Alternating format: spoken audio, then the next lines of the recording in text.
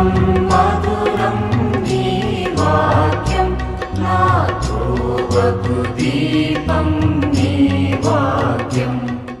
యేసు నామంలో మీకు శుభములు సమృద్ధిగా కలుగునుగాక. మధురం నీ వాక్యం అనే కార్యక్రమానికి స్వాగతం. ఈరోజు మనం లూకా సువార్తలో 29వ భాగంగా పాస్కా భోజనము అనే అంశాన్ని ధ్యానించుకుందామండి. మధురం మధురం నీ వాక్యం నా త్రోవకు దీపం నీ వాక్యం. లూకా సువార్త 22వ అధ్యాయంలో 7వ వచనం నుండి. ఏ అధ్యాయం అనేది కూడా ముఖ్యమైనదండి. ఆ తర్వాత మీరు విన్న తర్వాత దీన్ని మళ్ళీ చదువుకొని మనం కూడా యేసుప్రభు యొక్క భోజనాన్ని మనం స్వీకరిస్తాం కదా.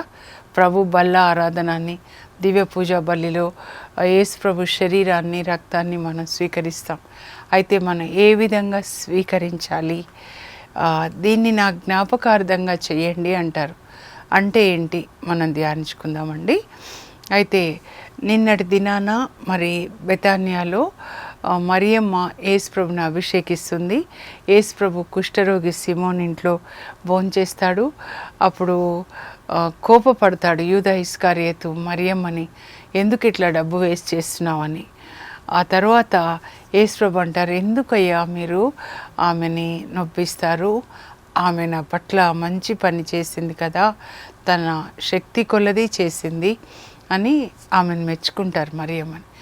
ఈ విందు తర్వాత యేసుప్రభు మిగతా శిష్యులు అక్కడే ఉండిపోతారండి బెతానియాలో. కానీ యూదా ఇస్కరియోతు బెతానియా నుంచి యెరూషలేంకి వస్తాడు. 3 మైళ్ళ దూరం ఉంటుందండి. మీరు మ్యాప్ చూస్తే బెతానియా యెరూషలేంకు అనమాట. ఇక్కడ వచ్చేసి ఈయన హృదయం నిండా ధనాశ అనమాట. కనుక ప్రధాన అర్చకులతో పెద్దలతో మాట్లాడతాడు, యేసుప్రభుని పట్టిస్తే మీరు నాకేమి ఇస్తారని. వాళ్ళు చెప్తారు, 30 వెండి నాణాలు మేము నీకు ఇస్తాము అని చెప్తారనమాట. ఇంకా తర్వాత గురువారం రోజు, గురువారం అనమాట. ఈరోజు మాండీ థర్స్డే అంటారనమాట. మాండీ అంటే నావం, అంటే లాటిన్ భాష, లాటిన్ వర్డ్ అండి. నావం అంటే నూతన అని, నూతన గురువారం అనాలి. ఎందుకంటే యేసుప్రభు ఈరోజు శిష్యులకి నూతన ఆజ్ఞ ఇస్తాడనమాట. యోహాను సువార్త 13:34లో నావం మాందాతుం అంటారు, అంటే నూతన ఆజ్ఞ ఇచ్చినటువంటి గురువారం అన్నమాట. ఉదయం లేచిన తర్వాత ప్రభు ఏం చెప్తారంటే పేతురు యోహాన్ని పిలుస్తారు. వీళ్ళిద్దరూ జంటగా పని చేస్తారనమాట. వాళ్ళిద్దరిని పిలిచి మనం పాస్కా భుజించాలి కదా, కనుక మీరు వెళ్ళి మనం పాస్కా భుజించడానికి అతిథిశాలని మీరు సిద్ధం చేయండి, యెరూషలేంకి వెళ్ళి సిద్ధం చేయండి. అంటే ఎక్కడ మేము మరి మీకు పాస్కా భుజించడానికి సిద్ధం చేయాలి, హౌస్ని ఎక్కడ సిద్ధం చేయాలంటే, మీరు యెరూషలేం నగరం ప్రవేశించగానే ఒక వ్యక్తి కడవ భుజాన్ని పెట్టుకొని వస్తూ ఉంటాడు నీళ్ళతో. ఆ వ్యక్తి వెనకాలే మీరు వెళ్ళండి. ఆ వ్యక్తి వెళ్ళిన ఇంట్లోకి వెళ్ళి ఆ ఇంటి యజమానుడితో మీరు ఈ విధంగా చెప్పండి, మా గురువు గారు పాస్కా భుజించడానికి అతిథిశాల ఎక్కడ అని అడిగినప్పుడు ఆయన మీకు మేడ పైగదిని చూపిస్తాడు. గుర్తుపెట్టుకోండి, ఇక్కడ మేడ పైగది, అక్కడంతా సమస్తము కూడా అమర్చబడి ఉంటుంది. Everything will be arranged. అది కూడా విశాలమైనది, అంటే చాలా పెద్దది అనమాట. అప్పర్ రూమ్ మేము కూడా చూసామండి, దేవుని కృపను బట్టి చాలా పెద్దగా ఉంటుంది అనమాట అని యేసుప్రభు చెప్తే, అలాగే గురువాన్ని ఇద్దరు బయలుదేరుతారు. పేతురు, యోహాన్ యేసుప్రభు చెప్పినట్లుగా చేస్తారు. మిగతా అందరూ శిష్యులు కూడా, ఒక యూదా ఇస్కరియోతు తప్ప. ఆయన హృదయంలో మరి ధనపిశాచి అన్నమాట, ప్రేరేపణ కలుగజేస్తుంది. యేసుప్రభుని పట్టించాలి, డబ్బు కొరకు అన్నమాట. యేసుప్రభుని అమ్ముకుంటాడు చూడండి. మనం కూడా అలాంటి పనులు చేయకూడదండి. సత్యమైన యేసుప్రభుని నీతిమంతుడైన యేసుప్రభుని మనం అబద్ధాలు పలికి అవినీతిగా జీవిస్తూ లంచాలకి మరి పాపంలో చీకటిలో జీవిస్తూ ఉన్నప్పుడు యేసుప్రభుని పట్టించినట్లు అవుతుందండి. ఇంకా వీళ్ళు వెళ్తారు, వాళ్ళు ఇంకా అక్కడే ఉంటారు. పేతురు యోహాన్ వెళ్ళి యెరూషలేమునకు వెళ్ళి యేసుప్రభు చెప్పినట్లుగానే మరి వాళ్ళు చేస్తారు. ఆ యజమానుడు మేడ పై గదిని వాళ్ళకి చూపిస్తాడు. ఇంకా యేసుప్రభు వచ్చేస్తారండి. సాయంకాలం కడరా భోజనం అన్నమాట. ఇది పూర్తి పిక్చర్ మీరు చదవాలి అంటే యోహాను సువార్త 13 నుంచి 17 వరకు అండి. 13వ అధ్యాయం యోహాను సువార్తలో యేసుప్రభు శిష్యుల కాళ్ళు కడుగుతారు. మీరు నన్ను గురువా ప్రభువా అని పిలుస్తున్నారు, మీకు ప్రభువు గురువు అయిన నేను మీ పాదములు కడిగితే మీరు ఒకరి పాదములు ఒకరు కడగండి, నేను చేసినట్లే మీరు చేయాలని మీకు ఒక ఆదర్శాన్ని ఇచ్చారు. చూడండి, ఒక్కొక్కరి పాదాలు, యూదా ఇస్కరియోతు పాదాలు కూడా కడుగుతారు. ఆయనకు తెలుసు ఇంకా కొంచెం సేపట్లో ఆయన పట్టించబోతున్నాడని, మరణానికి, శిలువ మరణానికి. అయినా కూడా ఎంత తగ్గింపు స్వభావం అండి. దేవుని కుమారుడు, సకల సృష్టికర్త. ఎంతో నేర్చుకోవాలి. ఒకరి పాదంలో ఒకరు కడగండి అంటే ఒకరికొకరు సేవ చేసుకోనండి. యేసు ప్రభు నేను సేవ చేయడానికి వచ్చాను, చేయించుకోవడానికి రాలేదని చెప్తారు. తర్వాత యోహాన్ 13లోనే ఆయన చెప్తారు, నేను మీకు ఒక నూతన ఆజ్ఞ ఇస్తున్నాను. ఇది కూడా నా జీవితాన్ని మార్చిందండి. ఎక్కువ చదువుకుంటాను నేను యోహాన్ 13 నుంచి 17 వరకు. యోహాన్ 13 34, 35లో ఏం చెప్తారంటే, నేను మీకు ఒక నూతన ఆజ్ఞ ఇస్తున్నాను. నేను మిమ్మల్ని ఎట్లా ప్రేమించానో మీరు ఒకరినొకరు ప్రేమించుకోనండి. మీరు పరస్పరము ప్రేమ కలిగి ఉన్నచో నా శిష్యులు అని లోకం తెలుసుకుంటుంది. లోకానికి మనము ఇచ్చే సాక్ష్యం ఏంటంటే యేసు ప్రభుకి చెందిన వాళ్ళని ఒకరినొకరు ప్రేమించుకోవాలండి, ఒకరికొకరు సహాయం చేసుకోవాలి. ఇది మరి మనం లోకానికి ఇచ్చే సాక్ష్యం. క్రీస్తునకు చెందిన బిడ్డలు ఒకరికొకరు సహాయం చేసుకుంటారు అని. శిష్యులందరూ కూడా దాన్ని పాటించారండి. యూదా ఇస్కరియోతుని ప్రక్కన పెడితే వాళ్ళు చివరి వరకు కూడా పాటించారు. మనం ధ్యానించుకుందాం, పేతురు గురించి ధ్యానించుకుందాం. తర్వాత ఆయన ఇప్పుడు వాళ్ళు కడరా భోజన సమయం కదండి. ఇంకా 14 యోహాను 14లో అవుతే నూతన నిబంధనని స్థాపించిన రోజు అన్నమాట. ఇంకా గొర్రెల కాపర్ని కొడతారు, గొర్రెలు చెల్లాచెదరైపోతాయి, నేను వెళ్ళవలసిన సమయం వచ్చింది అన్నప్పుడు వాళ్ళ హృదయాలు కలవరపడతాయి. ప్రభు చెప్తారు, మీరు కలవరపడకండి, దేవుణ్ణి విశ్వసించండి, నన్ను కూడా విశ్వసించండి. అంటే దేవుడు అంటే పాత నిబంధనలో తండ్రి దేవుడు చెప్పింది విధేయించండి.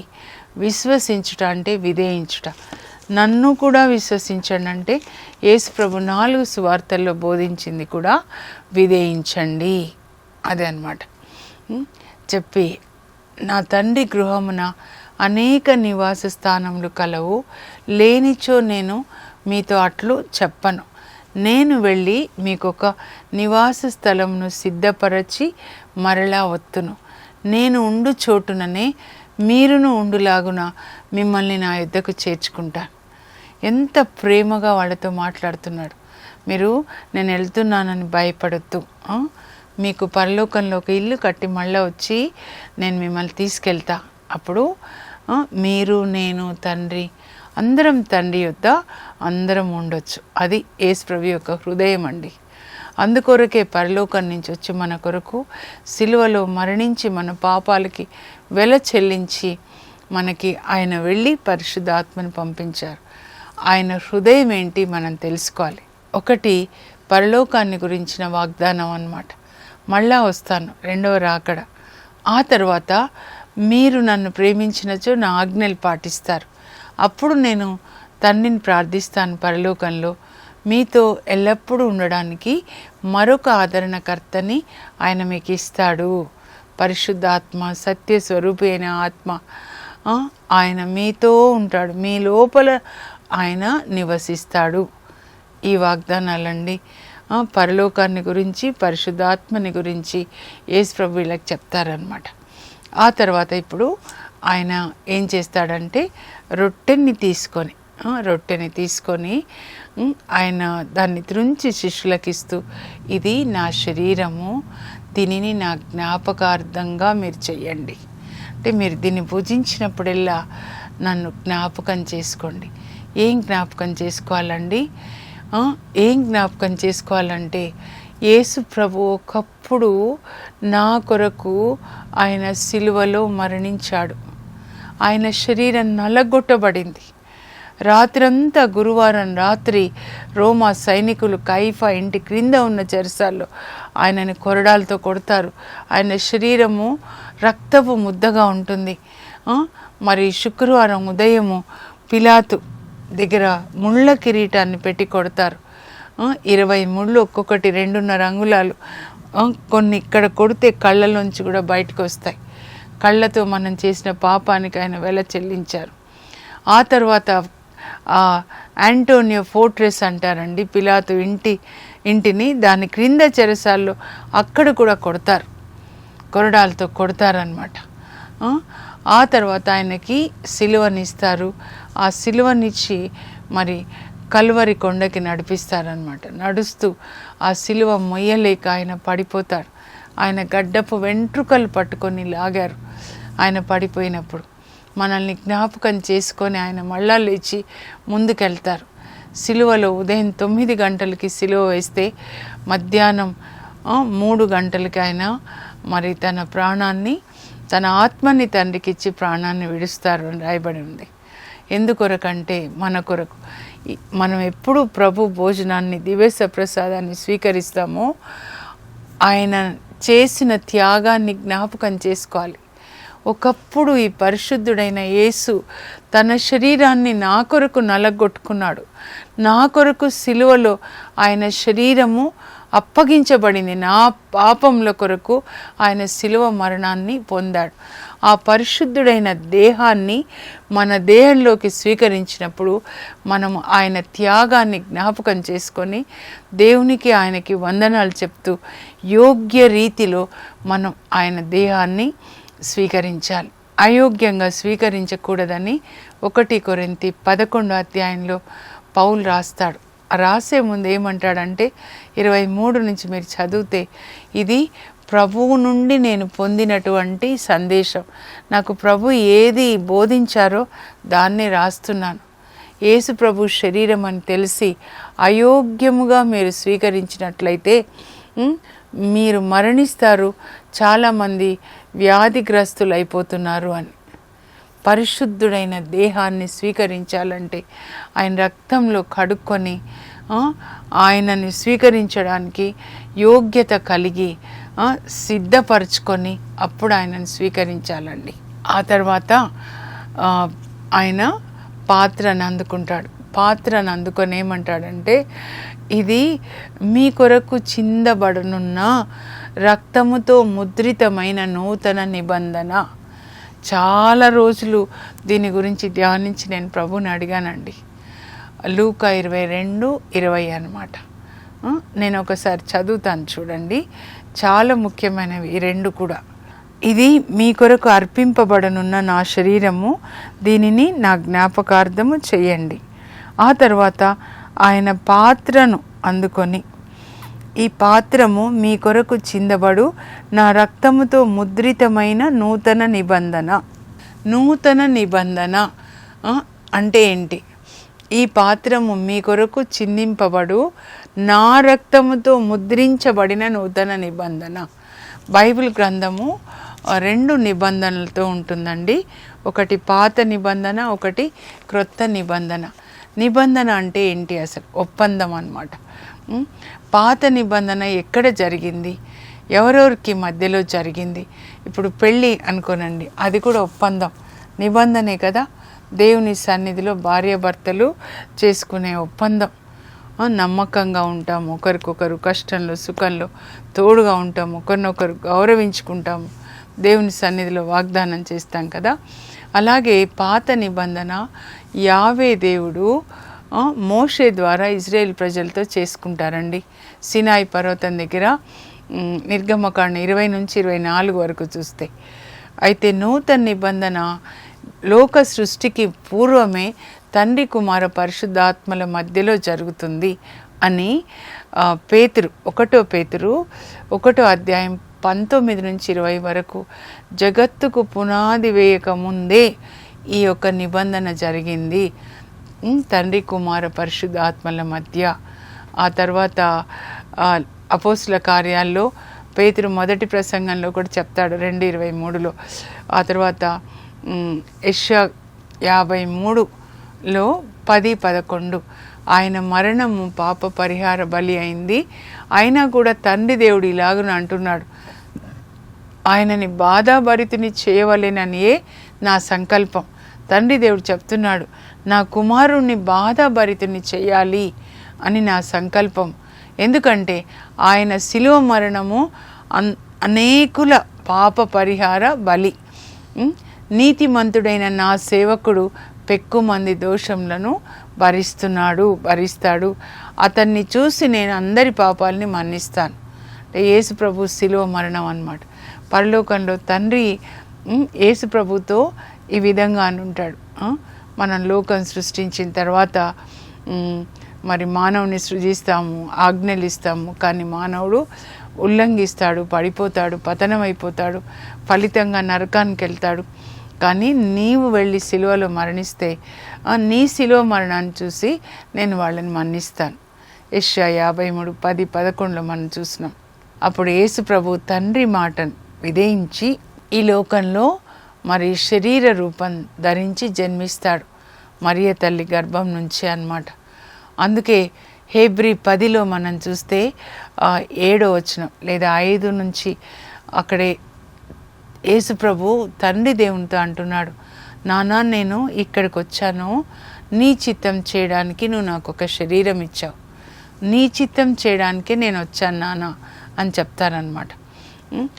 ఆ తర్వాత ఏంటంటే పరిశుద్ధ ఆత్మతో అన్నమాట. పరిశుద్ధాత్మతో తండ్రి దేవుడు అని ఉంటారు, నీవు వెళ్ళి వాళ్ళ హృదయాల్లో నివసించి ఈ చట్టాలన్నీ కూడా మేము బోధించిన చట్టాలు అన్నీ వాళ్ళ హృదయంలో మనసులో రాయాలి, వాళ్ళు దాన్ని పాటించేలాగా శక్తి ఇవ్వాలి. నువ్వు అలా చేస్తావు అంటే అలాగే అని పరిశుద్ధాత్మ దేవుడు ఆ తండ్రి దేవునికి విధేయిస్తారనమాట. కనుక కాలం సంపూర్ణమైనప్పుడు యేసు ప్రభు ఒక స్త్రీ ద్వారా పుడతారు. గలతీ 4:4 ప్రకారం ఈ లోకంలో యేసు ప్రభు పుట్టుక కానీ పునరుత్థానం కానీ ఇప్పుడు జరిగే యుగాంతపు సూచనలు అకస్మాత్తుగా కాదండి. పరలోకంలో ఆ దేవుని చిత్త ప్రకారం ప్లాన్ ప్రకారము ఏది ఎప్పుడు జరగాలో క్రమ పద్ధతిలో దేవుడు నడిపిస్తాడండి. ఈ లోకంలో ఏది జరిగినా God is in control of everything అన్నమాట. ఆయన సావరిన్ లార్డ్, సార్వభౌముడు, అన్నిటి మీద అధికారాన్ని కలిగి ఉన్నవాడు అన్నమాట. ప్రపంచాన్ని నడిపించే దేవుడు. God is the lord of history. చరిత్రను నడిపించువాడు దేవుడే. కనుక కిందవి చూడకుండా దేవుడు చెప్పినట్లుగా మనం జీవించాలి.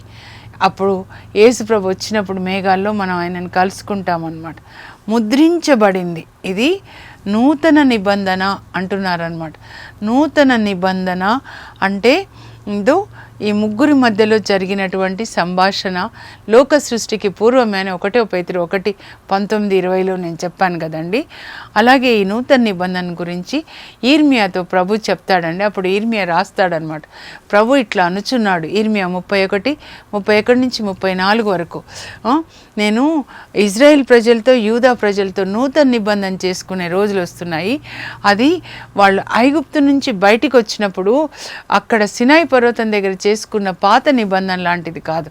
అప్పుడు అక్కడ వాళ్ళు మేము పాటిస్తామని చెప్తారు, కానీ వాళ్ళు పాటించరు. అక్కడే విగ్రహారాధన చేస్తారు, మొదటి ఆజ్ఞను కూడా ఉల్లంఘిస్తారు.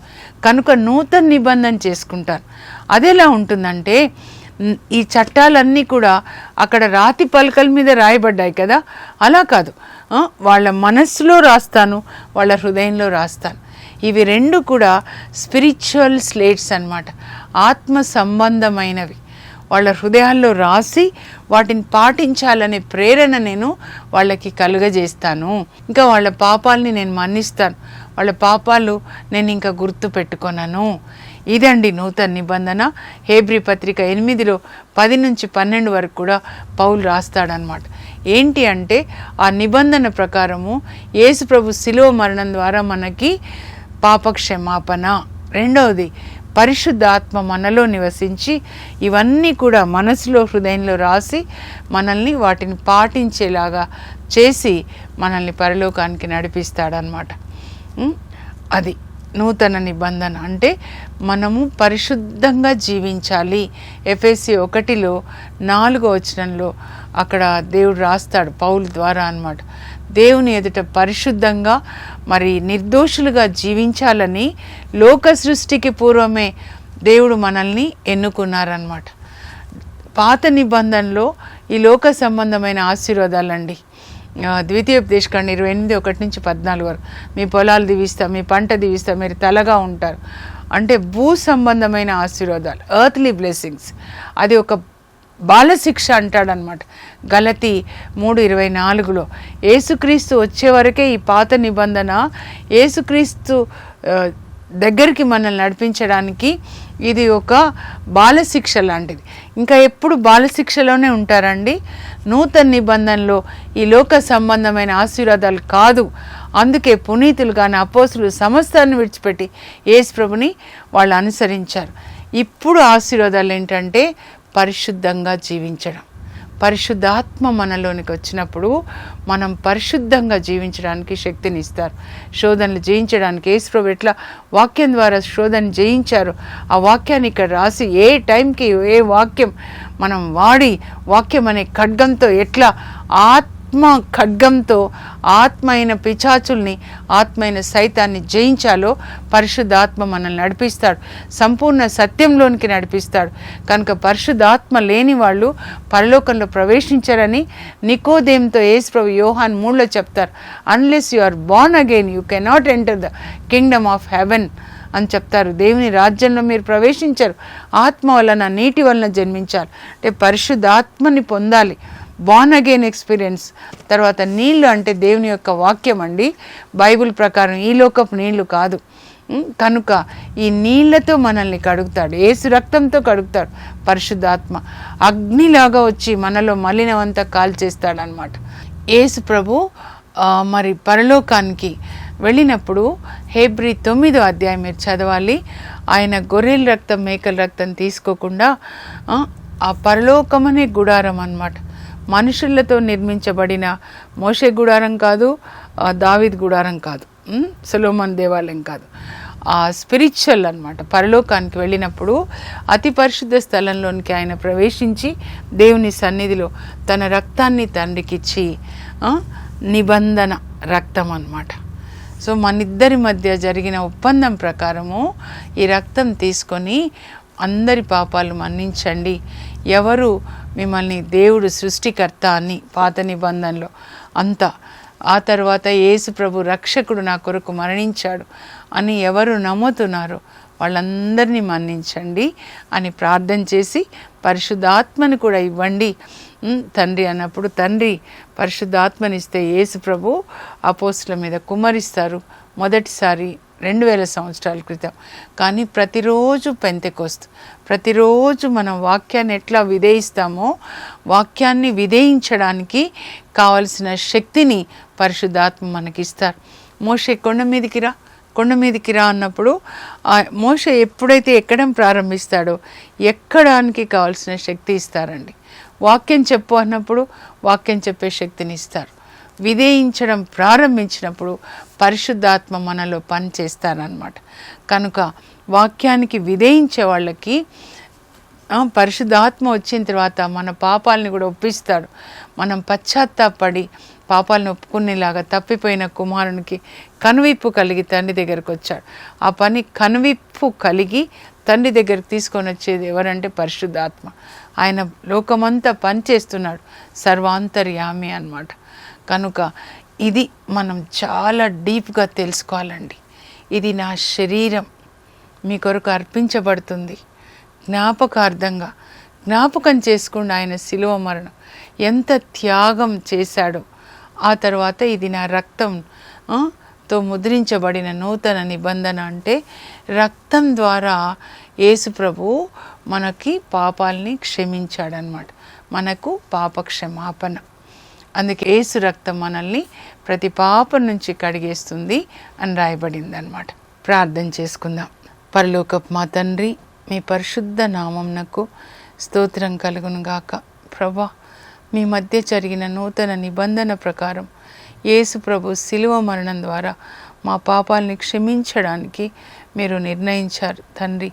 మీ ప్రేమని నాయన తెలుసుకునే కృప మాకు దయచేయండి. దేవుడు లోకాన్ని ఎంతో ప్రేమించి తన ఏకైక కుమారుని మన కొరకు ప్రసాదించాడు. ఆయనను విశ్వసించి వారందరూ కూడా నాశనం చెందక రక్షణ పొందడానికి ఆయన అలా చేశాడని యోహాను 3:16 ఉంది. తండ్రి, మీ ప్రేమ ఎంత లోతైనదో, ఎంత విశాలమైనదో తెలుసుకునే కృప ఇవ్వండి. అలాగే యేసయ్య, మీరు మా కొరకు సిలువలో ఏం చేశారు? మీ ప్రాణాన్ని అర్పించారు. మీ శరీరాన్ని, మీ ప్రాణాన్ని మా కొరకు అర్పించారు. మా కొరకు రక్తం చిందారు. ప్రభా, మీ రక్తంలో మా పాపాలన్నీ కడుక్కొని నాయన యోగ్య రీతిలో మేము తండ్రి మీ శరీరాన్ని స్వీకరించడానికి, మీ రక్తం స్వీకరించడానికి కృప దయచేయండి ప్రభా. అయ్యా, పరిశుద్ధాత్మని మాకిచ్చి, పరిశుద్ధాత్మదేవ, మేము శరీర వాంఛల చొప్పున జీవించకుండా తండ్రి మీరు ఆత్మచేత శరీర క్రియలను మీరు నశింపజేసినచో మీరు జీవిస్తారని రోమా 8:13 మీరు రాశారు. కనుక మా శరీర వాంఛల్ని నశింపచేసి వాక్యాన్ని చదివి దాన్ని పాటించడానికి మాకు శక్తినివ్వండి. మనోనేత్రాలు తెరవండి. బైబిల్ గ్రంథంలో యేసు ప్రభు వెలుగును చూచినట్లుగా దేవుడు మీ మనోనేత్రములను తెరచుదురుగా. కానీ పౌలు చేసిన ప్రార్థన మేము చేస్తున్నాం ప్రభా, కృప దయచేయండి. యేసు నామంలో అడుగుచున్నాం తండ్రి, ఆమేన్. యేసు ప్రభు శరీరాన్ని యోగ్య రీతిలో స్వీకరించడానికి, ఆయన రక్తంలో మన పాపాలని కడుక్కొని పరిశుద్ధాత్మని పొంది బైబిల్ గ్రంథాన్ని చదివి దాన్ని పాటించే కృపని దేవుడు మీకు దయచేయుదురుగాక. God bless you. Have a blessed day.